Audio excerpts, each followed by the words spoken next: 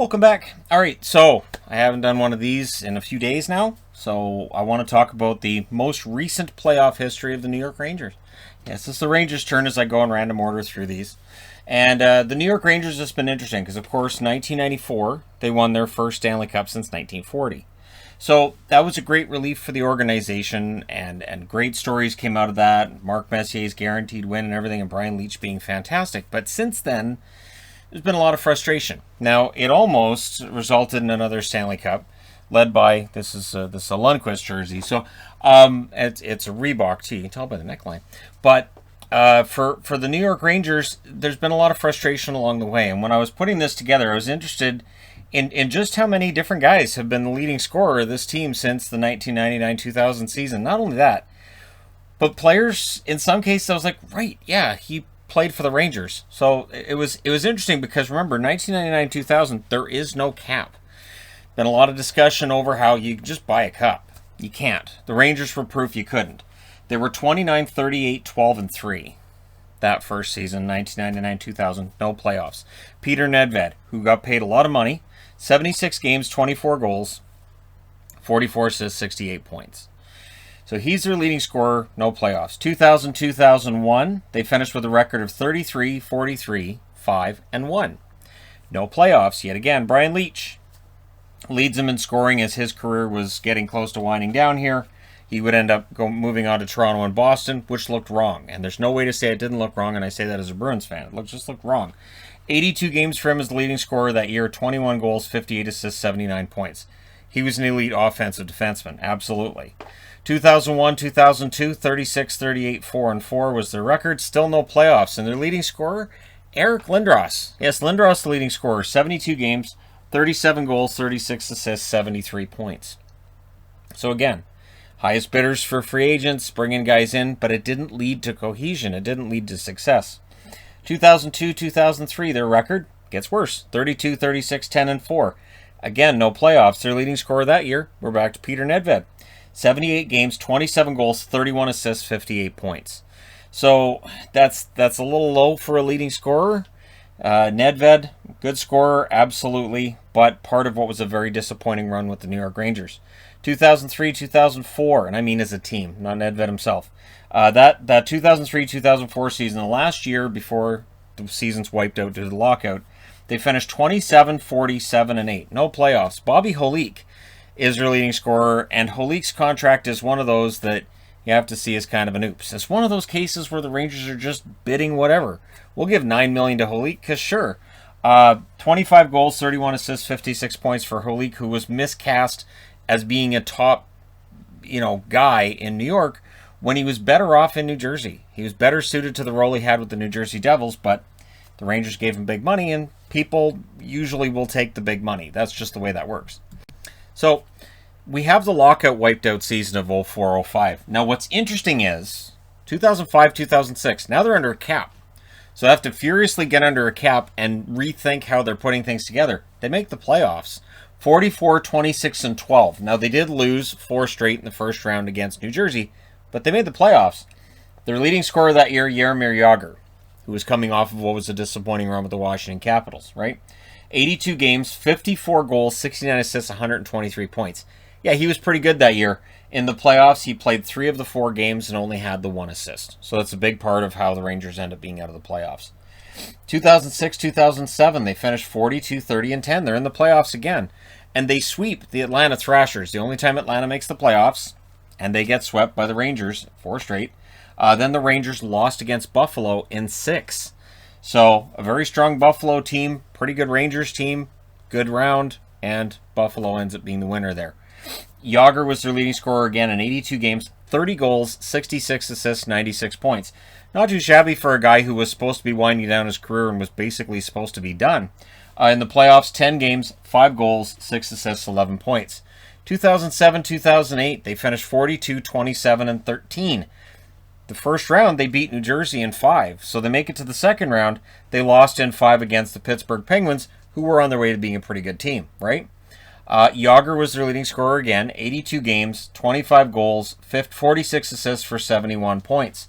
In the playoffs, 10 games played, 5 goals, 10 assists, 15 points for Jagr, who, again, 3 years in a row, he's their leading scorer. Not too shabby. So 2008-2009 rolls around. They make the playoffs again. 43, 30, and 9 is their record. So this is where it's really interesting to me. Can't make the playoffs at all when they're able to spend whatever money they want on whoever they want. And then when it's controlled, those first 4 years, they make the playoffs. They lost in the first round against the Capitals in 7. Zherdev. Yeah, Nikolai Zherdev was their leading scorer. 82 games, 23 goals, 35 assists, 58 points. In the playoffs, no points in 7 games. Zherdev, the leading scorer for the Rangers, remarkable, because I'd forgotten Zherdev even played for the Rangers. I'm being honest. I'd remembered he went to Philly. I'd forgotten all about the Rangers in between there. 2009-2010, they fall out of the playoffs. 38, 33, and 11 is their record. Marian Gabourik's their leading scorer that year. 76 games, 42 goals, 44 assists for 86 points. That says 85, but it should say 86, so I'll go ahead and change that. Okay, it's 42 and 44 equals 86, not 85. 2010-2011, they get back in the playoffs. So they only take 1 year off from the playoffs. They finished 44, 33, and 5 that year. They lost in the first round to the Capitals in 5. So the Capitals take them out 2 out of 3 years. Dubinsky's their leading scorer. 77 games, 24 goals, 30 assists, 54 points. In the playoffs, he plays all 5 games, 2 goals and an assist. Dubinsky, good player, but if he's your leading scorer, that might be an issue. 2011-2012, they make the playoffs again. Round 1, they beat the Ottawa Senators in 7. Round 2, they beat the Capitals in 7. And what they're finding out is, if it's a Game 7, then you want Henrik Lundqvist to be your goalie in that Game 7. The New Jersey Devils figured this out, and they beat the Rangers in 6 the next round. So they avoided Game 7 by winning it in 6. Gabourik's their leading scorer that year. 82 games, 41 goals, 35 assists, 76 points. In the playoffs, 20 games played, 5 goals, 6 assists, 11 points. Hey, Gaborik, 40-goal season. Not too shabby.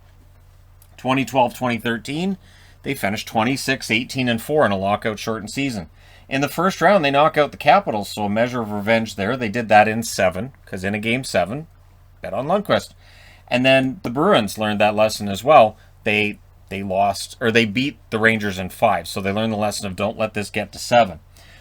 In the regular season, Derek Stepan was their leading scorer. 48 games, 18 goals, 26 assists, 44 points. In 12 playoff games, 4 goals and an assist for Stepan. So Stepan played every playoff game.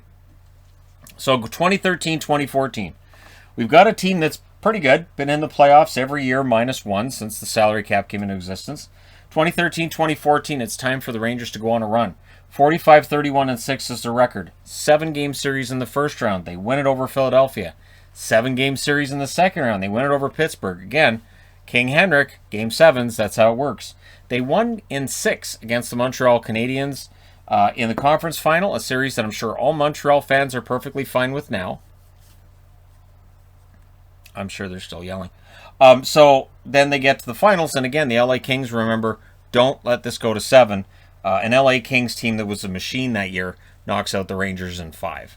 Zuccarello was their leading scorer that year, 77 games, 19 goals, 40 assists for 59 points. In the playoffs, 25 games played by Matt Zuccarello, 5 goals, 8 assists, 13 points. And Matt's, one of my favorites right out of the gate because he's a smaller stature player, but he doesn't play like it, and a lot of heart. 2014-2015, they actually finished with 53 wins that year, 22 losses and 7 overtime or shootout losses. In the first round, they beat Pittsburgh in 5.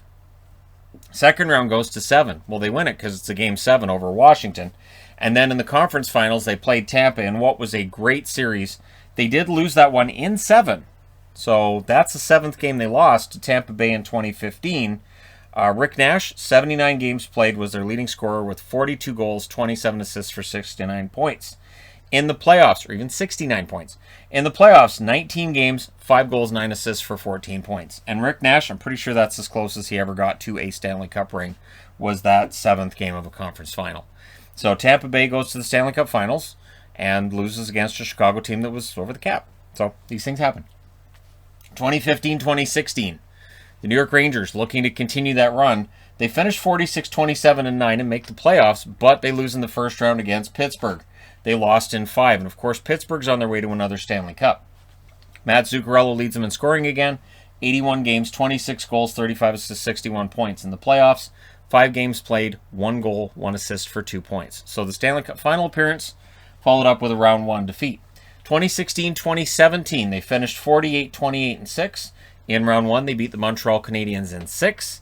In round 2, they lost in 6 against the upstart Ottawa Senators, who were on a bit of a run of their own, and then they would lose against Pittsburgh because it's what teams do. Zuccarello, their leading scorer again. 80 games played, 15 goals, 44 assists for 59 points in the playoffs. 12 games, 4 goals, 3 assists, 7 points. Great character player, Zuccarello. But you do get the feeling like maybe the Rangers need that big superstar, right? 2017-2018, this is where rebuilding starts. They don't make the playoffs that year. Rebuilding, retooling, however you want to put it, this is where it starts. They finished 34-39-9. Matt Zuccarello's their leading scorer again. 80 games, 16 goals, 37 assists, 53 points. Remarkably consistent, but this team definitely needs something else to get them over the top. 2018-2019, still no playoffs, again, as part of the plan with the rebuild retool. 34-36-14. Mika Zibanejad's their leading scorer. 82 games, 30 goals, 44 assists, 74 points. As Zibanejad starts taking that next step in his career. 2019-2020, the year they pick up Artemi Panarin, they end up 37-28-5 at the time of the pause. So we have the qualifying rounds, and there was some concern. Carolina had been handled all year by the New York Rangers. Carolina draws the New York Rangers in the qualifying round. But those fears, if you're Carolina, not a problem. Carolina knocks out the Rangers in 3 straight in that best-of-5 series. Artemi Panarin, worth every penny that they're paying him. 69 games, 32 goals, 63 assists, 95 points. And to me, Panarin is an example of how if there wasn't a cap, the Rangers would likely spend well over $100 million on their players. And I say that based on how much they were spending in 03-04, which was a lot. 2020-2021, so the season we just recently finished, they end up 27-23-6, no playoffs, but very tough division, and I thought they played relatively well, and I think it bodes well for their future. Artemi Panarin leads them in scoring again, because of course he does. Only 42 games played due to injury, but 17 goals, 41 assists, 58 points. The guy's a dynamo, and he's been worth the money for the first 2 years that he's been there. We'll see how the rest of that contract turns out. So for the New York Rangers, what they're dealing with is the expectations of getting back to the playoffs, and they want to get back to that greatness. Their all-time leading scorer in the playoffs is Brian Leetch. 82 games, 28 goals, 61 assists, 89 points. Nobody on their current roster is close to that. Mark Messier, 70 games, 29 goals, 51 assists, 80 points. Fantastic. What they need is they need that guy in the blue line like Leetch, and if that's Adam Fox, great. They need that Messier guy, though, right? That's going to get them over the hump in the playoffs. And maybe that player is there. Maybe he has yet to be acquired. Rod Gilbert's number 3 on their all-time list. Gilbert had to suffer through some rough times. Had some pretty good teams there as well, but of course no Stanley Cups for him. 79 games, 34 goals, 33 assists for 67 points. And those are your top 3 all-time Rangers scorers in the playoffs. A team that's got almost 100 years of experience, and 2 of the top scorers, the top 2 scorers, are from the 1994 Stanley Cup winning team. So the question becomes one of, when does this team get back into championship form? Is it over the short term? Is it over the long term? And do they already have the players on the roster that can get it done? So that's my question to you. What do you think? Let me know your thoughts in the comments section below as always. Don't forget to hit like and subscribe if you're browsing your way through. You just happened upon this video. Thank you guys so much for watching, for all your support. I will talk to you again soon.